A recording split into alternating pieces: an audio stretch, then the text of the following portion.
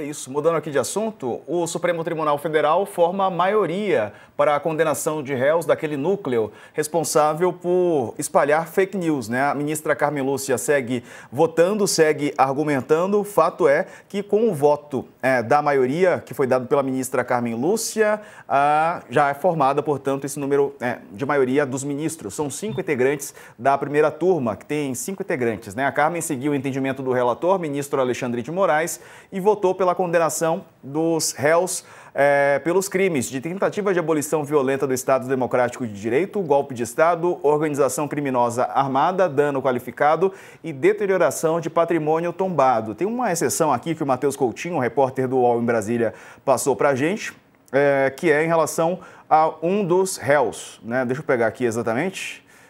Quem foi mesmo, Larissa? Me ajuda aí com o nome. Já perdi aqui nas mensagens. O Carlos Rocha, né? Que ela votou... ele está sendo condenado por dois crimes. É isso, né? Exatamente. Dani, formada a maioria. Está formada a maioria no Supremo Tribunal Federal, agora resta a gente saber, agora já são 6h20, qual vai ser a decisão do presidente da primeira turma. Novo presidente da primeira turma, ministro Flávio Dino, que conseguiu a proeza de encurtar bastante. Olha só, Diego, a gente ainda teria mais o dia de amanhã reservado para o final desse julgamento, e se o ministro esticar a sessão até às 7 e alguma coisa, consegue concluir hoje a primeira turma a análise deste caso. Lembrando que em um dia todas as sustentações orais foram feitas da Procuradoria, dos 7 advogados de defesa, o que acelerou o trâmite. A segunda turma não precisou chamar uma sessão extra na semana passada para quarta-feira, manhã de quarta-feira. Voltou hoje com a leitura do voto do ministro Alexandre de Moraes, relator do caso. Votaram Cristiano Zanin, Luiz Fux, que avisou que seria pouco mais breve do que no voto de 14 horas, falou por cerca de 2 horas. A ministra Carmen Lúcia e Flávio Dino têm sido sucinto na sustentação de suas teses, porque faz o voto oral, né? Ele tem o voto escrito, que é o que registra e entra nos anais do caso e conta para o acórdão, mas o ministro consegue sintetizar o voto escrito dele com questões que ele costura durante a sessão. Então, se esticar, a gente vai continuar acompanhando aqui, o julgamento pode ser concluído ainda hoje. A ministra Carmen Lúcia segue falando, a gente tem aí uma possibilidade de que Dino peça, né, avise os colegas que vai esticar um pouco a sessão para que ela seja concluída já no dia de hoje. Sarza. Quer comentar, Couto, enquanto a gente vê imagens ao vivo do Supremo? E fica claro que, mais uma vez, Luiz Fux foi voto vencido, né? O apelido dele lá no Supremo. Mais uma vez, ele foi o único que votou contra o relator Alexandre de Moraes.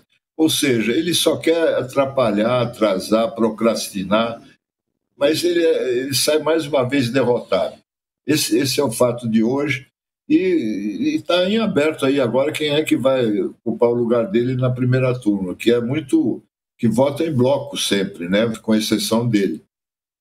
O voto da Carmen Lúcia já era esperado, e o do Dino também deve ser rápido, ele sempre é bem objetivo, né, nos votos dele. Então eu acho que deve terminar hoje mesmo. Está falando agora. Vamos ouvir o que fala o ministro Flávio Dino ao vivo. O último a votar. Ademais, sou daqueles que acreditam na força vinculante do artigo 926 do Código de Processo Civil, que busca que haja nos tribunais uma jurisprudência uniforme, estável, íntegra e coerente. Por isso mesmo, por coerência com tudo quanto dito no julgamento do núcleo anterior e pelos nobres pares, considero que esse dever processual se manifesta também no fato de eu fazer uma motivação, inclusive remissiva, em relação a pontos já aqui enunciados. Faço, contudo, algumas anotações que considero relevantes, a primeira delas quanto à importância deste núcleo.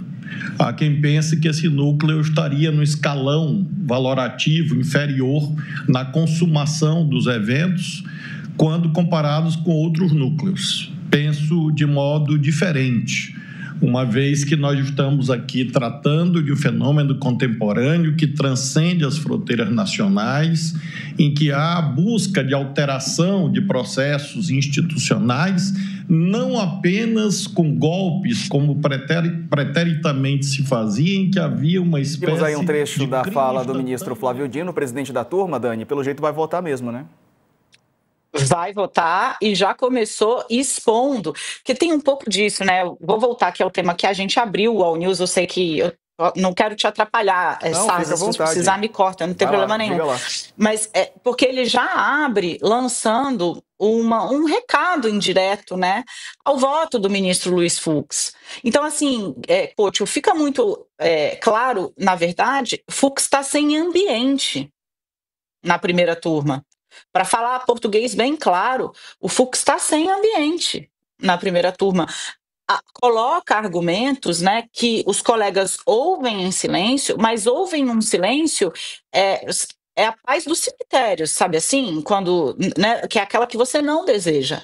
Né? É uma tentativa clara de mostrar um isolamento que não precisaria, porque o 4-1, o placar já explicita, mas é por conta das teses lançadas pelo ministro que está causando tanta repulsa mesmo, né, entre os colegas. Na abertura, o ministro, há quem entenda que esse núcleo é de menor importância. Não vejo assim. E vai seguir. Mas, enfim, a ação penal vai ser concluída hoje, o segundo núcleo, portanto, já com maioria formada. A tendência do Flávio Dino até aqui, e ele já abre dizendo que é preciso ter coerência, né, na estruturação de um processamento. Com o grupo de Jair Messias Bolsonaro, voltou junto com Alexandre de Moraes, me parece que tende a também acompanhar o relator nessa segunda fase, nesse segundo julgamento. Diego e Couto. Tudo indica que sim.